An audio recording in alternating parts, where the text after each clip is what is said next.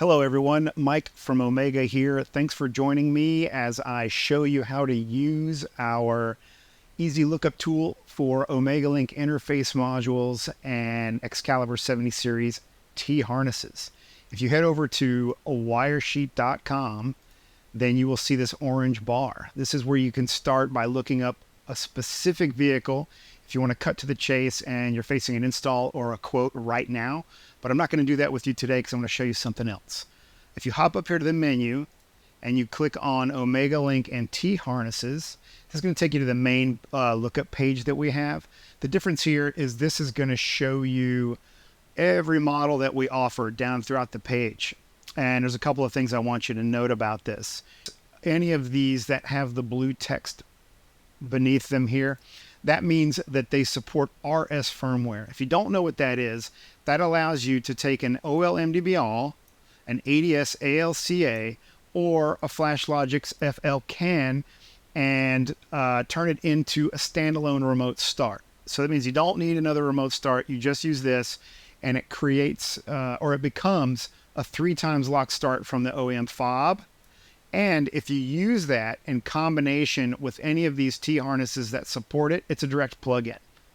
So now you've got a drop-in, super easy remote start. You can do it in no time, and it's cost-effective too, and compared to doing a traditional starter plus a module or a data start or something like that. So consider that. It can be a pretty powerful tool for you this remote start season. The other thing I want you to notice about this page is all the harnesses have this button right here. You can click, and it'll give you the full coverage of everything it does. So if you're considering which models of T harnesses to keep on the shelf, have a look at these pages and see which ones resonate with you, the vehicles that you see most common with your customers, that kind of a thing. Okay, otherwise, if you want to see what a specific installation looks like, or what's available, or what all of your options are, you're going to search starting up here in this orange bar. So today we're going to do, I don't know, let's do a late model Silverado. It's a pretty popular truck. And we're going to go to push to start because I want to show you how it looks with the RS firmware solution I was just telling you about. So to begin with, you're going to see that if you're using a Blade AL with any of the Excalibur models that end in B, that means they're Blade compatible, then you can also you can pair that with our T harness, and you can do the full-blown analog start with the T harness using the door lock and bypass firmware, and that's good to go. So what this does is this serves up the install guide for just the Blade. So this side here is if you want to do a traditional hardwired install without the T harness. This is going to be what you're going to need to see the Blade install guide with the DL firmware. If you want to use it with the T harness, you'll see here any available T harness is listed in this column. You get the model number of the T harness you need, and you get the link to the install guide. We'll have a look at that real quick or here in just a second after I go through the rest of this so you guys can see what we're talking about. So then if you come down here, the OL-MDB-ALL, if you're going to use that with a RSX70 module, which will use the door lock and bypass firmware, then this is where you're going to want to start. Again, this column is if you're doing a hardwire install. And so this would give you the DL firmware, the door lock and bypass firmware, to be used with a remote start unit like an RSX70 if you need the extra features. If you want to do the RS firmware that I was talking about and use the MDB-ALL as a standalone remote start, then that's what this is going to give you. And this install guide is how to hardwire that install. So you can compare the hardwire install if you want to the T harness install over here.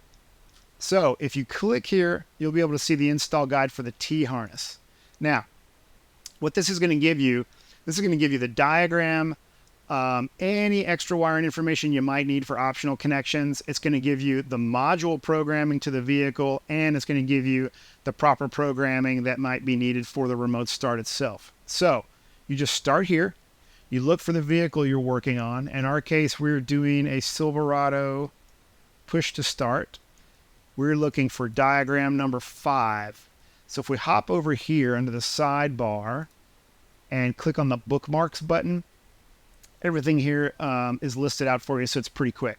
So what you want to do, you can see if you really need to, we're going to start with the blade unit. You can see all of how the connectors are marked. Here's the explanation of what they are, and this correlates to how the harness plugs into them. So since we're doing install number 5, we're going to go down to diagram 5, and you can see here, these are all the labels for the remote start module. You just plug everything in as it matches up. They all really only go into one place, so most of you guys are familiar with that. Then here's where you're plugging into the vehicle, and here's the list of optional connections. If you want to make any of these connections, the wire colors are just up here on the previous page per vehicle. So you just look and do what you got to do. And once you do all of that, if you scroll down towards the end of this section, you will see you have your blade programming procedure, and in this case there's 2 different procedures, whether your vehicle is using DLGM8 firmware or DLGM12 firmware, but everything you need is here. So what I typically do is I would go and I would say, okay, I need page 16, I need page 32, and I already know how to do vehicle learn by memory, but in case I don't, I'll also do page 33. So 16, 32, 33, I'll hit print and I'll type those pages in, and then that's all I need. And I've got a vehicle matched complete install guide to get this thing done. So likewise, if you're doing the MDB-ALL with an RSX70, same thing. You've got the layout here. You come down, you look for your diagram number 5 for the Silverado. Again, you have all the same types of connections. The biggest difference you're going to see here is that there's an adapter that adapts the blade connector to the MDB-ALL, and then you just use a data cable and you're good to go. And then again, you go to the end of that section and it's going to tell you about the programming. Install mode selection, which you're all probably familiar with that. Here's the programming for GM8 firmware, and again, programming for DLGM12 firmware, and then you're good to go with your vehicle learn, and then your remote start's done. Nice and easy. Now, to the fun part, if you're going to do the down and dirty 3x lock standalone remote start with the MDB-ALL, you're actually going to find it's kind of nice. If you pop down to the OL-MDB-ALL standalone diagram here, also number 5, you'll see it all plugs into the same place, the BCM. These are the connections that you make with the module. Optional hood pin if OEM is not present.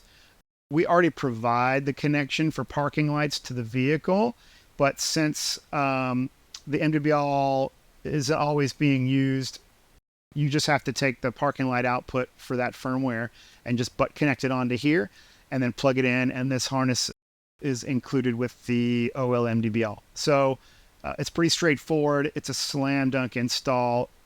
It's a very cost-effective remote start solution, and it even offers, if you look right here, there's a pass-through for optional RF kit and telematics port. You can plug in any linker, the LT2, the linker MBT for smartphone control, or you can plug in an Excalibur RFK long-range remote kit, or the OmegaLink OLRF long-range remote kits. They're all direct plugins. You don't even have to splice power and ground as they're provided through the harness, and you're good to go. And that's pretty much it. Real quick, if I come back here, we do make adapters so that you can use these T-harnesses with several other brands of remote starts. We have dedicated ones for Crime Stopper G5. So this adapts the main power harness to the G5, and then again, you can use it with the OL-MDB-ALL. This is a universal one that has flying leads on the end that are marked with what the function is, ignition, accessory, start, and that kind of thing. All you have to do is butt connect it onto the main harness for whatever brand remote start you're using, if it's unfortunately not a Crime Stopper or Excalibur. And then you can use that remote start with any of these T harnesses with the OL-MDB-ALL, ADS-ALCA, FL-CAN, or even any other brand remote starts that support the Blade ALs. So it's an agnostic system we have developed here. Oh, and we have a new adapter coming similar to the CST that ends in VOXX. And what it does is it supports all of the Prestige APS models that end in Z. It brings the 6-pin and 8-pin connector. And so that's FL Cart, that's FL CAN, and you guys are ready to go. Hope you like it. Thanks so much.